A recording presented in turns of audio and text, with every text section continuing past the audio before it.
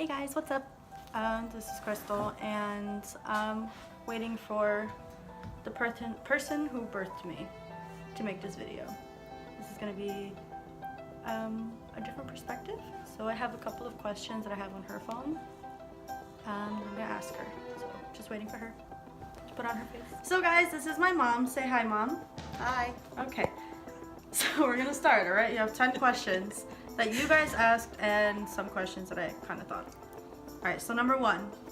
Does she act more like you or her father?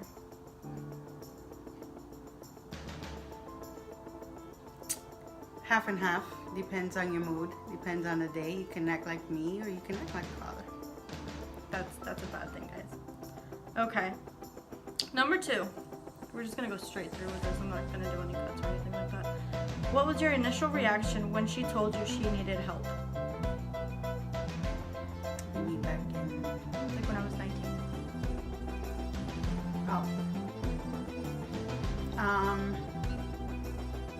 A little in shock because you never really told me why you needed help.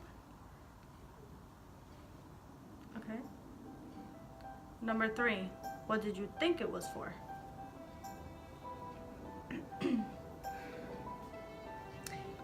I thought it was for the stuff that you went through in high school, like the whole bullying stuff. Okay. That's what I thought. I didn't think anything but that.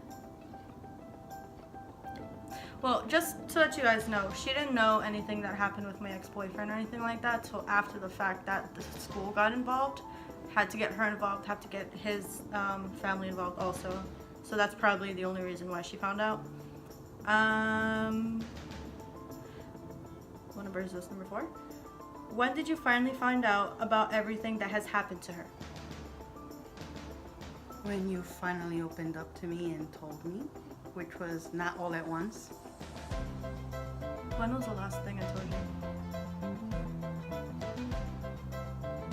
I think the last thing you told me was your aunt's day. Okay. And that wasn't too long ago, so that was like a year or 2 ago.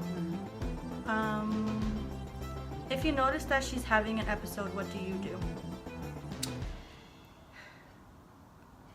I try to give you your space, but if I see that you're too deep in depression, I try to make fun things like going to a movie, going to eat, just going out so that you could release your thoughts. Your thoughts, yeah. One of the main things that I don't think we have done it in a while, but one of the main things that she used to do if it was the weekend and I wasn't feeling good, she would tell me to bring my camera or get my phone ready, and she would take me to places where I can snap photos and just let my creativity out. That is a good way, sort of like art therapy or something like that, and you can, basically you're clearing your mind because your mind is occupied with whatever you love, so that helped. Which I thought of today, that you haven't done it in a while. We haven't gone out to take pictures. See, we will do it tomorrow. In a setting of many people, for example, New York City, what do you do if she has an anxiety attack? Try to get out of that environment and go somewhere where it's a little more secluded, less people, you know, something that you would like to think that I would think it's fun for you so you could get over the whole anxiety thing. Good answer. Alright, so this one is a twofer. Do you think her bipolar disorder is hereditary? If yes, do you think it's from her father or your side? Yes, I think it's hereditary, and I want to say it comes from both sides. Explain a little more. The aunt, she has issues, so I know you can get something from that. Your grandmother, and from my side, my mom, I know she suffers from anxiety, and I suffer from anxiety, depression, and probably other things that I just haven't gone to get diagnosed for. Yeah. Usually, if the child is much worse, the parents or grandparents, not saying that it's not worse off, but they usually have, again, like she said, like anxiety or depression, and it can manifest in your child as like bipolar or, you know, kind of the worst things, I guess you can say. What were your thoughts when she switched her major in college? So if you guys didn't know, I originally went for education, and halfway through, what's the praxis, right? Halfway through the praxis exam, I realized that I didn't really like education the way I thought I did. And I was already taking psychology courses as my minor, and I actually switched those and went into psychology. So what did you think about me switching my major?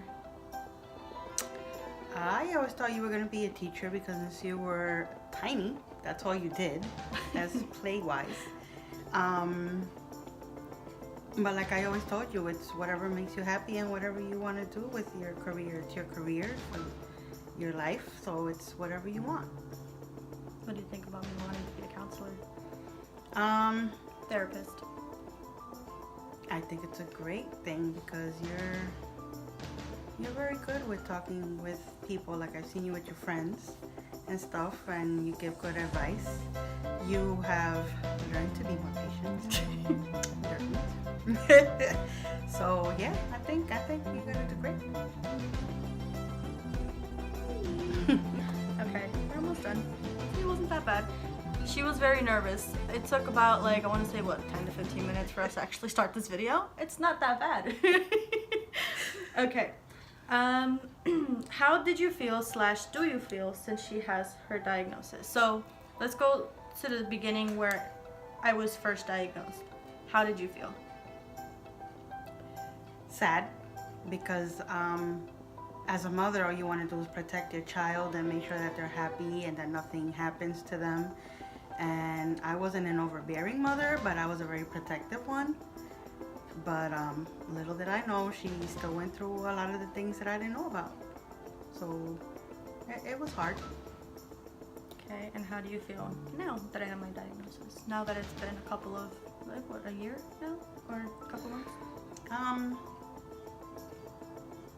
I'm okay with it now because you're on medication and you're finally on a medication where it's helping you. You're not as moody anymore. Like you're a lot better. We got into a lot of arguments, and there was one time where I'm not proud of it, but I think I was in my first college and I wanted to hang out with friends, and it just escalated where she blocked my car and I was really upset, and it turned out that we actually got into a physical altercation, which you should never do with your mother. Obviously I regret it deeply, but that was one of the worst times that I would say that I had an episode.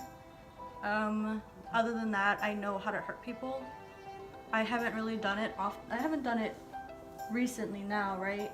Where Verbally? Verbally, yeah. I get really nasty verbally where I make you cry with anything that you have told me in your life. So I haven't done that, so I would say that the medication is working. All right, last one. Has your view changed on mental illnesses now that she is diagnosed with bipolar 2 and PTSD? Yes, a lot. Like I said, I know I suffer from anxiety and depression, but through you, I've learned more how to deal with it. I've learned different types of different other things in the profession, so things that I didn't know about, so I think it's pretty cool to be more knowledgeable. Okay, and that was it for the questions. Did you survive? Okay, she survived, guys.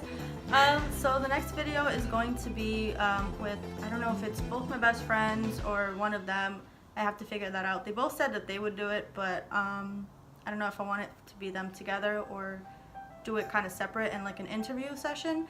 This one, I wanted to sit next to her because I knew that she was going to be like kind of panicky and not know what to do.